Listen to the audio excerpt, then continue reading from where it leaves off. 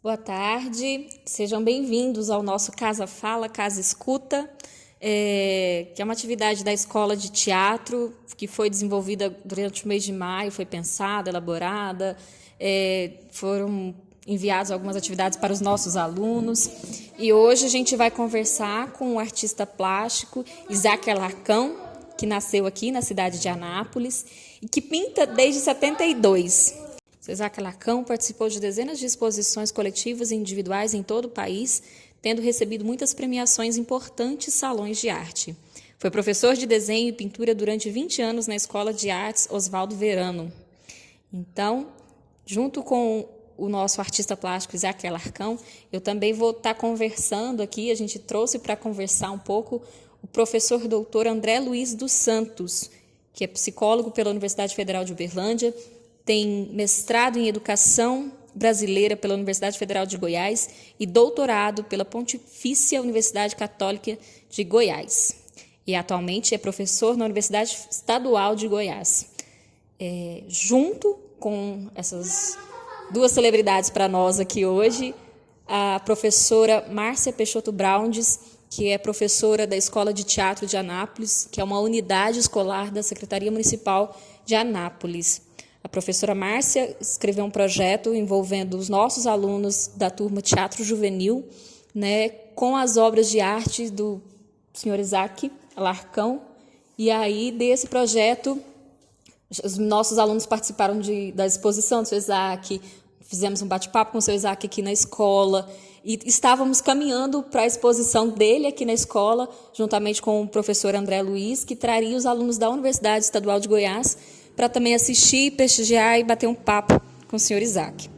Então, hoje a gente vai tentar organizar essas ideias que eram para ser presenciais nesse vídeo aqui para vocês compartilharem um pouco do que é a proposta do trabalho do seu Isaac, do que são essas investigações e criações que nós propomos do projeto aqui da escola e como que tudo isso se deu no projeto que a professora Márcia escreveu. Professora Márcia Peixoto Braundes, muito obrigada pela presença de vocês. Boa tarde. Para começar com uma provocação, eu queria falar um pouco do que tem sido nossa experiência nesse último mês, de organizar e pensar as nossas aulas, de como provocar os nossos alunos, de como instigar criativamente para a produção deles, que está sendo um novo desafio, por conta da situação de pandemia que estamos vivendo.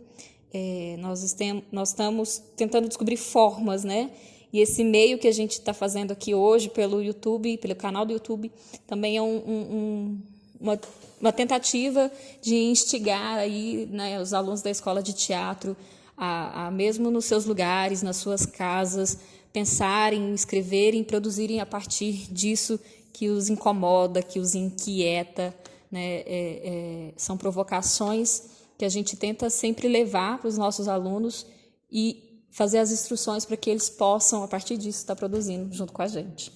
Então, agora eu vou passar a palavra para o professor André começar a conversa aqui com a gente. Senhor Isaac Alarcão, é uma honra poder conversar com o senhor novamente. Nós nos falamos na exposição do senhor no Museu de Arte de Anápolis e na Escola de Teatro de Anápolis. Eu esperava uma oportunidade de fazer um convite para o senhor falar na universidade com os alunos, com os professores, e em função dessa pandemia isso não foi possível. O trabalho que o senhor apresentou na exposição do real ao imaginário, ela trata de dois mundos, um mundo mais interiorano, que provavelmente quem tem mais de 40, 50 anos e que viveu no interior de Goiás, de Minas Gerais, tem essas imagens ou algo parecido mimetizado no inconsciente. Isso é uma parte do trabalho do senhor. E a outra parte que trata muito das máscaras, de muitas máscaras, né? E uma imagem que talvez, né, algumas pessoas fizessem uma leitura de uma relação muito forte com esse momento, né, com esse momento que a gente vive e que todo mundo tem que usar máscaras. E e a minha pergunta ela vai no rumo, há um debate hoje em torno da saúde e da doença. É um debate que a arte pode contribuir muito. E uma das coisas do muito que se já escreveu até hoje sobre a pandemia, uma das coisas que se diz é que a única máscara que restou para a gente foi a máscara, essa máscara cirúrgica, essa máscara que não sei se protege o outro ou se protege a gente, né? Então, a minha questão, né, ela tem a ver com isso na medida em que talvez uma perspectiva que eu penso talvez uma coisa do artista, né? Eu estava falando desse lado mais interiorano, esse lado das máscaras. Talvez uma coisa do artista, muito mais do que uma evidência, do que uma iluminação, seja manejar uma certa distância, né, em relação àquilo que acontece.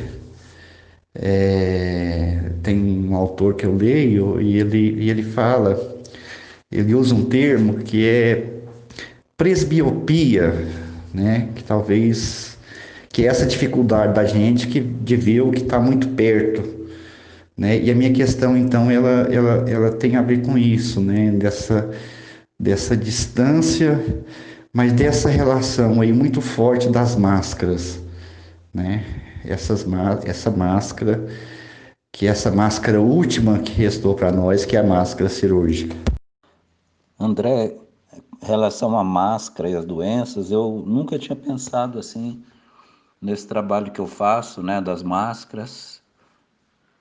Em relação a isso, você até me despertou com essa pergunta.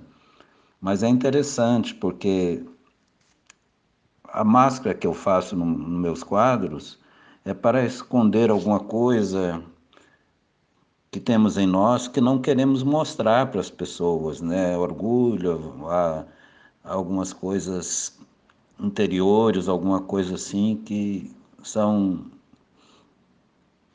coisas que nós queremos esconder. Agora essa máscara que esse uso que a gente usa é para esconder de algo que nós não vemos e que nós não queremos que entre nós, que é nocivo para nós. Uma coisa mais ou menos assim, uma mais do lado, né, psicológico, que é a nossa, que mostra alguma coisa que, né, que nos marca de alguma maneira, né? E a outra é esse problema que está acontecendo. Alguém poderia dizer até, e já me disse, que será que isso não seria uma profecia, né, das coisas que estão acontecendo? É mais ou menos isso que eu penso.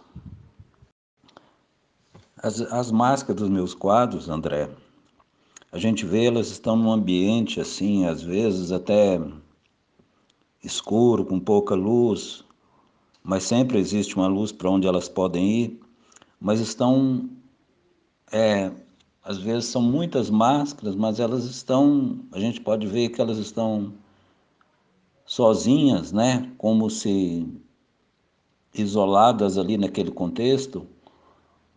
E hoje a gente vendo também as pessoas, está todo mundo nivelado do mesmo jeito, né? Todo mundo usando máscara, a gente, como você falou, a única máscara que sobrou é como se todo mundo tivesse uma identidade só, né? A identidade de cada um foi coberta por essa máscara que, de uma certa maneira, faz com que todos fiquem assim, digamos, entre aspas, irreconhecíveis de uma certa maneira, que a gente acaba mesmo conhecendo os conhecidos a gente realmente conhece, os que não são a gente não identifica.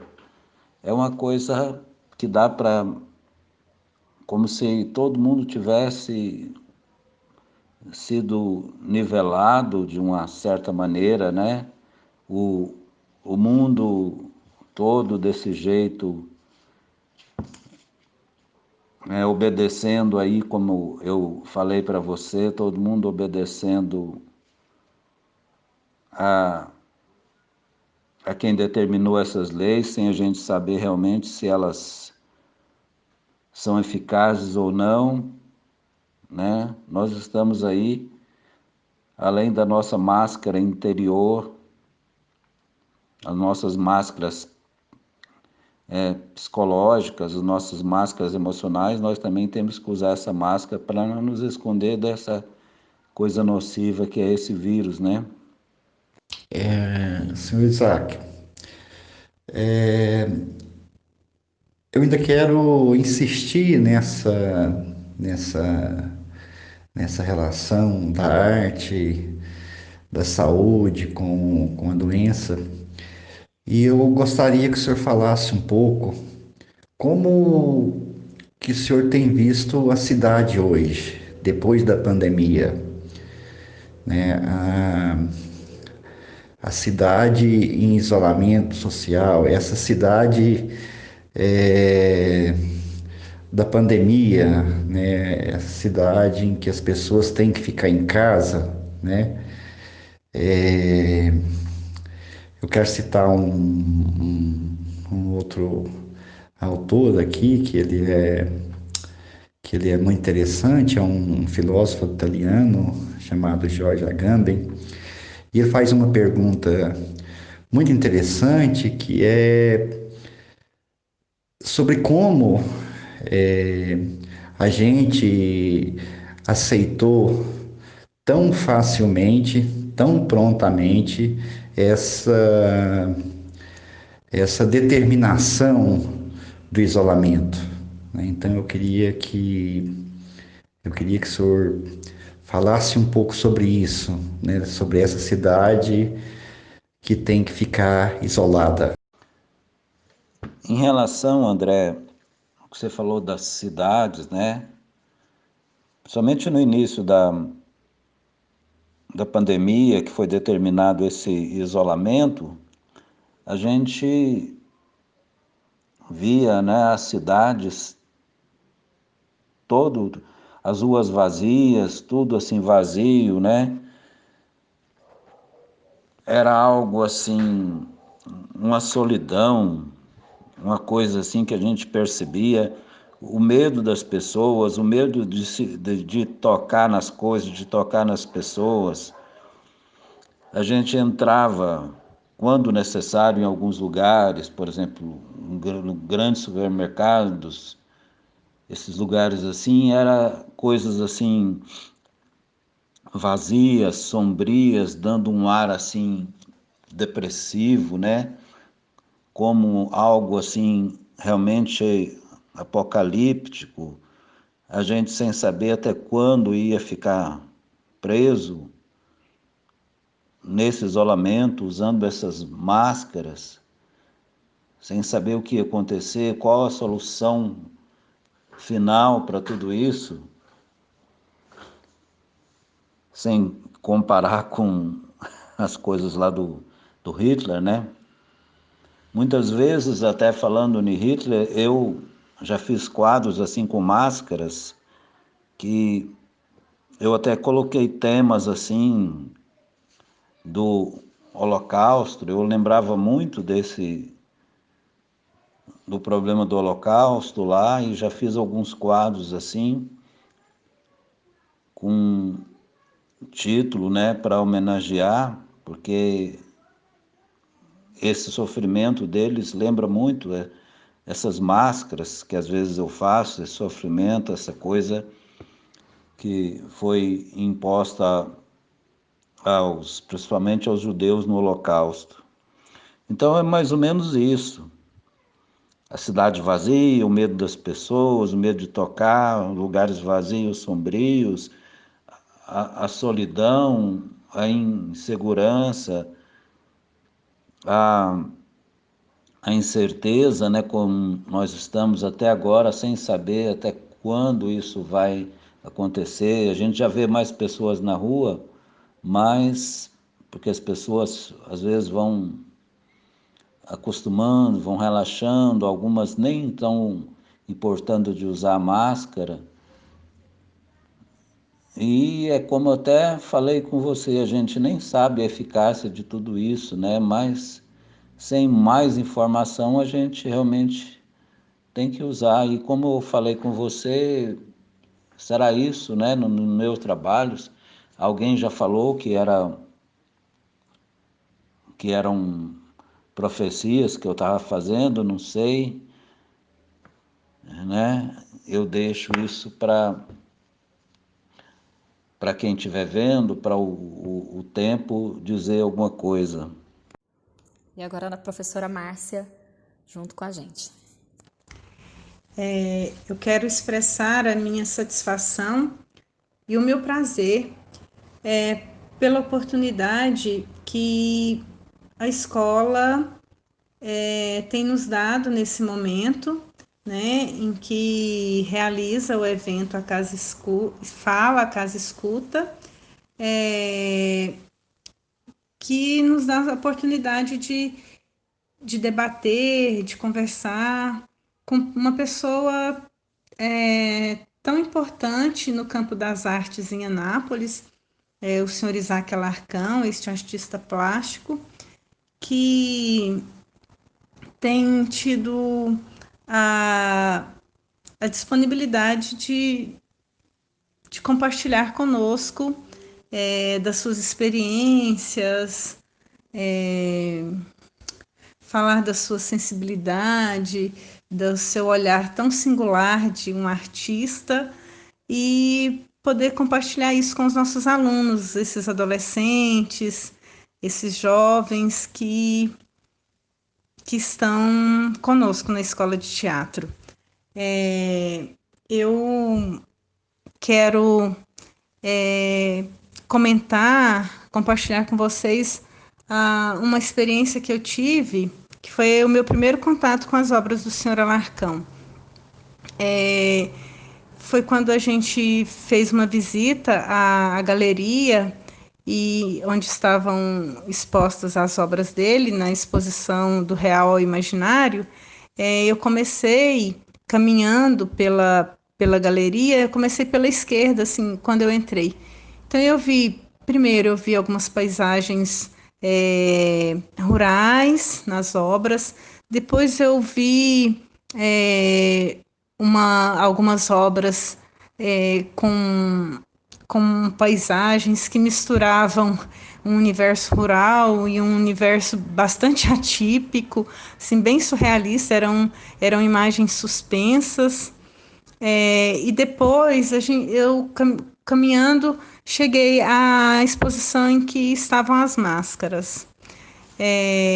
Então aquilo me chamou bastante atenção e eu pensei, olha só, são obras que retratam universos tão diferentes de um mesmo artista.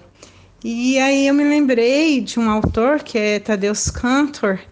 Ele em um dos seus livros, ele diz assim: se eu mesmo ou outra pessoa, vendo as coisas do exterior, não compreender a evolução da minha criação, por não perceber a homogeneidade nela, posso alimentar a esperança de que esse desenvolvimento é vivo, porque uma das propriedades da vida é a de trazer surpresas constantemente e de ter um curso imprevisível.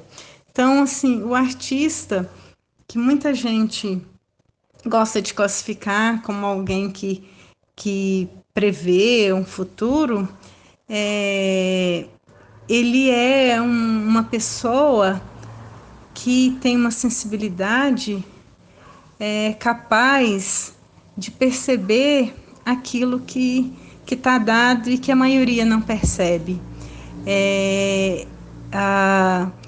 Em seu livro, Eugênio Barba diz que o artista, esse ser que cria, ele consegue em sua obra tornar visível aquilo que parece invisível. Então, o senhor Alarcão é esse artista que se coloca no mundo e nesse mundo se coloca diante da vida, dessa vida em fluxo, dessa vida que muda, que transforma a todo momento. Né? Aquelas obras diferentes eram obras de um mesmo artista, mas de uma artista que está no mundo e que o mundo o afeta de modo a ter a liberdade, a produzir obras que retratam universos tão diferentes. E então eu até assim brinco com o senhor Alarcão com relação a isso, né?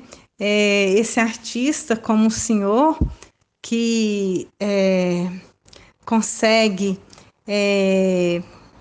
comunicar por códigos que não são os códigos padrões, consegue surpreender, consegue captar com tanta sensibilidade esse curso imprevisível da vida, né? Será que o senhor teria um medo assim de ser reconhecido como um louco, já que se comunica por códigos não convencionais, né? E assim, a resposta do senhor Alarcão, ela é uma resposta que está ali na sua obra, né? Então, que a leitura da obra é muito do universo do outro, e que daquele que está vendo, né? E que esse artista, ele mostra ali que esse artista, ele tá encorajado pela vida e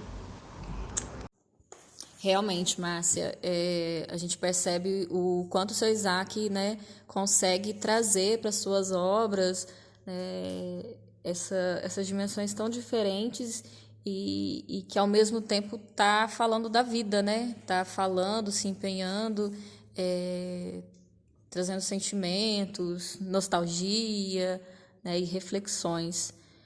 E isso é o que a gente tenta passar para os alunos, né? Se sensibilizarem, e num processo teatral, quando a gente tem a imagem como referência, ela é base para iniciar outros trabalhos, né? E foi isso que os alunos foram fazer na galeria. Eles foram visitar a galeria, conhecer as obras do seu Isaac, a gente trouxe a oportunidade para eles também dialogarem com o seu Isaac, né? Conversarem pessoalmente com o seu Isaac e fazerem as análises das obras deles, escolherem uma que gostaram, né?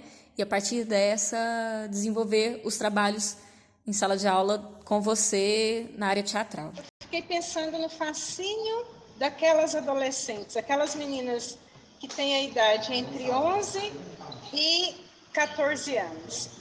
Fascínio delas com as máscaras.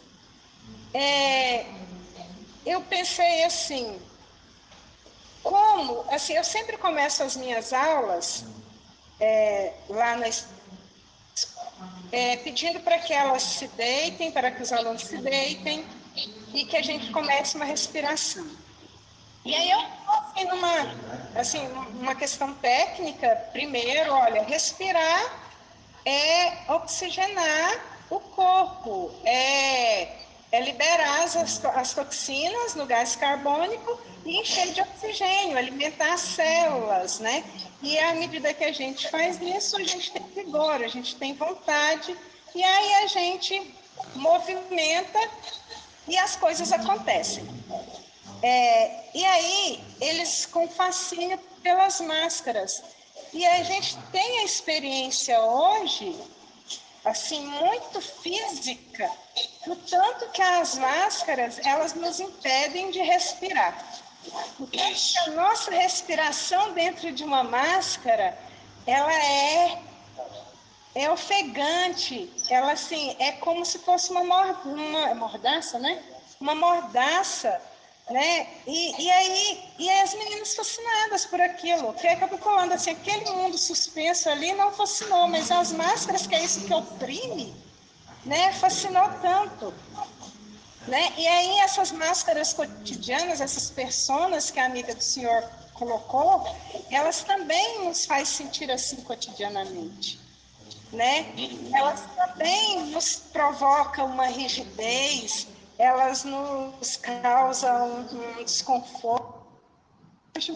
Você fala, nossa, você é preguiçoso, nossa, mas é porque a gente tem uma dificuldade para respirar, porque o dia a dia, o cotidiano, ele nos consome e vai tirando o nosso ar. Essas máscaras que eu falo com eles, esses automatismos, no teatro a gente chama de automatismo, que foi o que levou a gente a automatismo que a gente vai visitar nas máscaras. Esses automatismos, isso de você ter que cumprir, isso de você ter que atender, né? Por exemplo, eu falo, olha, eu sou a Márcia, aqui é professora, depois eu saio porque eu sou colega de trabalho, eu chego em casa, eu sou esposa, eu sou a mãe, eu sou dona de casa, e todo dia, meu ar, assim, tá pesado, quase não estou conseguindo. Então, essas máscaras, elas tiram a nossa cor, elas não tiram a vida. E hoje, mais do que nunca, a gente sabe disso, a gente sai um minutinho, a gente fica ofegante, né, de ter que usar a máscara. É verdade, você me fez lembrar um desenho que foi premiado em 86, era o Vendedor de Alegria. Ele era assim, um palhaço, segurando umas máscaras na mão, assim, aquelas máscaras que eu pinto pelo cordão, né? Um saco de máscaras perto dele, todas alegres, inclusive as que ele estava segurando para vender. Só que ele estava triste, muito triste. Então, ele, como disse, tentava fazer uma coisa, mas por imposição, né? Ele gostaria de estar usando uma máscara daquela alegre, mas não estava, a dele estava triste. Então, assim, eu fiquei pensando nas meninas e na escolha delas pelas máscaras, né? Então fica aqui um registro disso, da conversa do senhor com as meninas lá. O fascínio pelas máscaras seria por achar que a máscara pode nos dar a liberdade assim, eu coloquei assim, de uma invenção de ser qualquer um, de ser qualquer coisa. Talvez o fascínio delas pelas máscaras fosse por isso, ou elas se identificassem tanto com as máscaras por uma obrigação, naquilo que é o nosso cotidiano, uma obrigação de ser qualquer um, de ser qualquer coisa. Então, assim, isso seria, assim, o que tem a ver, que eu retorno, assim, o senhor já comentou, mas eu só vou fazer o que eu tinha colocado aqui, que tem relação com onde o André chegou, né? Então, as máscaras que elas viram ali, as máscaras têm a ver com a vida, ou as máscaras têm a ver com a morte? Né? Na vida, você pode inventar qualquer coisa, ou uma morte daquilo que você queria ser,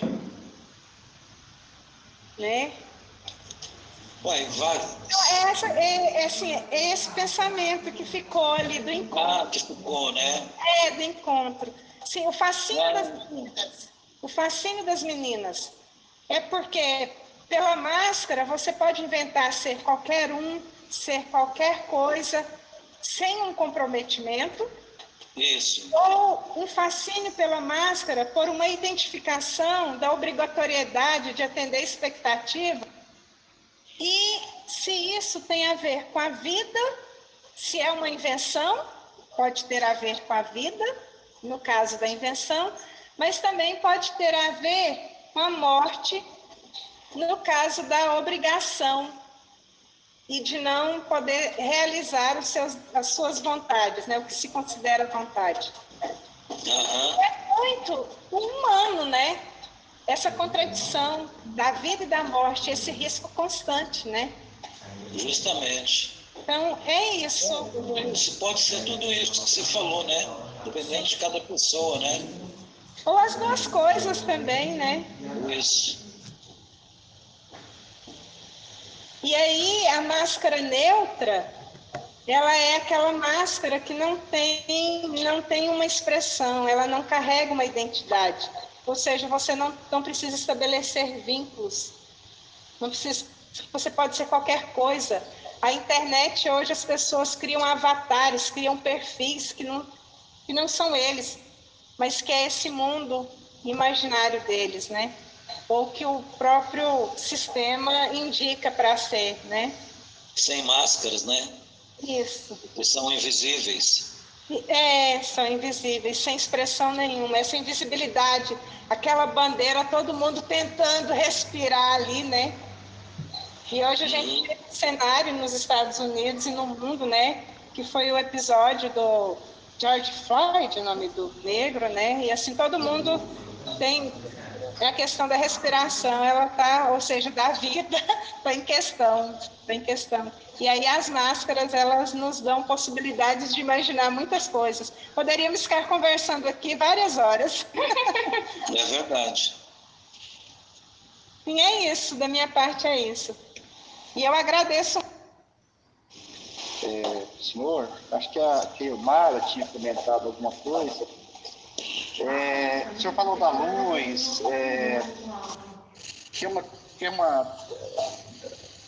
tem uma perspectiva ali das máscaras que tem a luz, mas que tem algo de uma escuridão. A Ilmara falou uma coisa de uma experiência que eu não sei se você conversou com ela, de andar pela cidade hoje, né? Então, assim, eu estou muito fechado aqui, eu saio para a rua e eu tenho um estranhamento.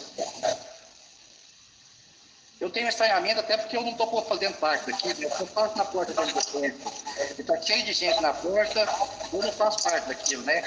Às vezes até eu queria estar ali na frente do boteco, junto com todo mundo, mas passa a ser uma coisa do estranho para mim. Se muda a paisagem, e se muda esse lugar que a gente habitualmente estava colocado, parece que o mundo muda também. Como que o senhor sai na rua hoje, como o senhor tem visto isso, né? Que essa paisagem que às vezes parece a paisagem da peste, às vezes parece a paisagem do mundo que não acontece nada, que não aconteceu nada. Como que o senhor está... Qual a leitura? Como o senhor sai? O que o senhor pensa da rua, Uai, nos primeiros... Mas mesmo assim a gente sente assim que as pessoas não são mais as mesmas, né? Você vê todo mundo de máscara, todo mundo assim, é como se fosse um ambiente, às vezes, até meio extraterrestre, sei lá. Uhum. Pode falar. Não, tem um filósofo italiano, ele discute essa coisa da doença, essa coisa da vida, e ele faz uma pergunta assim, a gente sabe que tem um risco, essa coisa do vírus e tal, e ele faz uma pergunta que é mais ou menos assim, como sem ter muitas informações, a gente sabe que tem um problema do vírus, mas como sem ter muitas informações, a gente aceitou tão facilmente ficar recluso. Pois é, eu já questionei isso com algumas pessoas. A gente não sabe quem é que está certo, né? Se nós estamos sendo manipulados, se estamos sendo... Sim. O que está acontecendo realmente, né? Se é uma coisa política, se é uma coisa que realmente é séria ou não. Qual a verdade de tudo isso, a gente fica por saber, né? A gente acaba indo com a maioria. Não sei. Sim, eu acho que a gente acaba indo com a maioria. Porque existe um decreto aí, uma lei, a gente acaba obedecendo, né? A gente é muito obediente, né, César? Eu pensava que a gente não é tão obediente assim, mas eu estou surpreso com a gente. Pois é, não, eu também, porque a gente realmente, isso foi uma coisa que veio lá da China, lá de fora, e a coisa vem, as ordens foram dadas. Eu quero assim, agradecer e assim, eu espero a gente ter a oportunidade de encontrar, ou levar na Secretaria de Cultura os alunos para ouvir o senhor um pouco, conhecer a obra do senhor, ou o senhor da universidade, né? Eu espero aí. Assim, muito bacana. Agradeço muito o Marco poder ter esse papo. Não, eu que agradeço a você, agradeço a todos vocês, tá? Então, para me despedir, eu deixo de novo meu muito obrigado ao senhor Isaac Alarcão, ao professor André Luiz dos Santos e à nossa professora Márcia Peixoto Braudes, aqui da Escola de Teatro, e a atenção de vocês em ouvir, escutar e falar um pouco também, para quem quiser participar, falar com a gente, é só deixar aí nos comentários dúvidas que a gente vai respondendo, tá bom? Muito obrigada, até mais.